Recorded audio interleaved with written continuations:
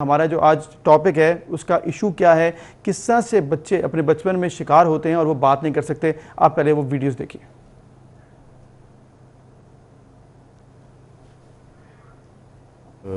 जो है एक वाक़या पेश आया। मैं अपने स्कूल से घर की तरफ रवाना हुआ। बस में जाते थे हम। बस में रश था, बैठने की जगह नहीं थी। एक अंकल बैठे हुए थे सीट पे। उन्होंने कहा, बेटा इधर आ जाओ, मेरी गोद में बैठ जाओ। मुझे गुड टच बैड टच इस तरह की किसी भी चीज़ का इल्म नहीं था, तो मैं उनकी गोद में बैठ गया। तो उन्होंने मेरे साथ कुछ गलत हरकत करना शुरू कर दी। तो फिर मैंने रेजिस्ट किया। आगे से कुछ लोग भी बैठे हुए थे बस में और भी। उन्होंने फिर पकड़ के उनको नीचे उतारा और उनकी बेइज्जती की। हमारे स्कूल में जैसे कि सबको पता है कि मेल और फीमेल टीचर्स दोनों हुआ करते थे। तो हमारे भी साइंस के सब्जेक्ट को मेल टीचर पढ़ाया करते थे। उनके बारे में स्कूल में काफ़ी अफवाहें मशहूर थी। तो लेकिन कोई स्टाफ ना कोई टीचर वगैरह उनको बच्चों की बात को सुनता ही नहीं था। तो मेरे साथ भी ऐसा ही हुआ कि हम गए, मैंने पिछले दिन छुट्टी की थी, तो अगले दिन मैं गई तो उन्होंने बताया कि 2 दिन बाद आपका टेस्ट होगा साइंस का। तो कुछ टॉपिक थे जो मुझे क्लियर नहीं थे। मैंने उनको कहा कि मुझे टॉपिक क्लियर नहीं है, तो मुझे काइंडली टॉपिक तो समझा देंगे। उन्होंने कहा कि ब्रेक टाइम में आ जाना मेरे पास। तो मैं ब्रेक टाइम में गई उनके पास, तो उन्होंने कुर्सी आगे की और मुझे बिठा दिया कुर्सी पे। तो पहले तो मुझे थोड़ा अजीब लगा कि जब उन्होंने अपनी टांगों से मुझे मतलब टच करने की कोशिश की, तो थोड़ा अजीब लगा मुझे कि ये क्या बात हो रही है, ये क्या चीज़ है। तो वियर्ड फीलिंग आ रही थी मुझे, लेकिन किसी ने इसके बारे में बताया ही नहीं था पहले कि ऐसा होगा, तो कुछ आपका क्या रिएक्शन होना चाहिए।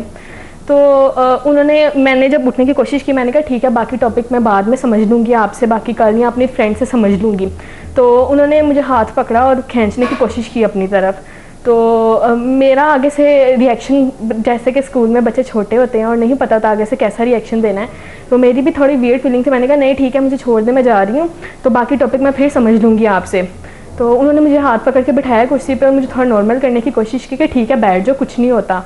तो मैं कुर्सी पे बैठ गई उनके पास, और फिर उन्होंने मेरे हाथों को पकड़ते हुए और इतना क्लोज़ कर लिया कि थोड़ी ज़्यादा वियर्ड फीलिंग आई मुझे। तो मैंने कहा ठीक है मैं जा रही हूँ, बाकी टॉपिक हम कल समझ लेंगे आपसे, या मैं अपनी दोस्त से समझ लूँगी, तो इसकी ज़रूरत नहीं है अब और। तो मैं उठ के बाहर जाने लगी। उन्होंने फिर मुझे अपनी तरफ खींचा, लेकिन इतनी देर में फ़ीमेल टीचर अंदर आ गई और मैं बाहर चली गई। फिर वालिदैन को चाहिए कि अपने बच्चों को बताएं इस बारे में, ताकि उनको पता चले और उनको बताएं कि ऐसी सिचुएशन होगी तो आपका ये रिएक्शन होना चाहिए। मैं बहुत छोटी थी जब हमारे घर में हमारे मामू वगैरह आते थे, उनके बच्चे भी आते थे, और अक्सर हमारे मामू बहुत से खिलौने और बहुत सी चीज़ें हमारे लिए लेकर आते होते थे, पर वो सबसे ज़्यादा मुझसे प्यार करते थे। वो अक्सर मुझे बाज़ार ले जाते और बहुत से पैसे मेरे पे लगा देते और हमेशा मुझे बोलते कि घर जाकर अम्मी को नहीं बताना। मैं छोटी थी तो उनकी बात मान लेती थी, क्योंकि होता था कि इतने पैसों की चीज़ ले दी है उन्होंने, तो अम्मी को बताऊंगी तो वो डांटेंगी, तो मैं नहीं बताती होती थी। तो इसी तरह ना बहुत दफ़ा हुआ कि वो हमें ले जाते बाज़ार और कहते कि अम्मी को नहीं बताना कि मैंने लेकर दिया।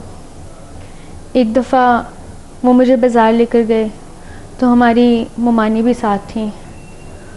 तो उन्होंने ना वो ममानी आगे चल रही थी और मैं उनके साथ पीछे थी। तो उन्होंने मेरी ना कमीज़ में हाथ डाला। मुझे पहले बहुत अजीब लगा, पर मुझे था मामू है, कोई बात नहीं, बच्चे हैं, हम प्यार करते हैं।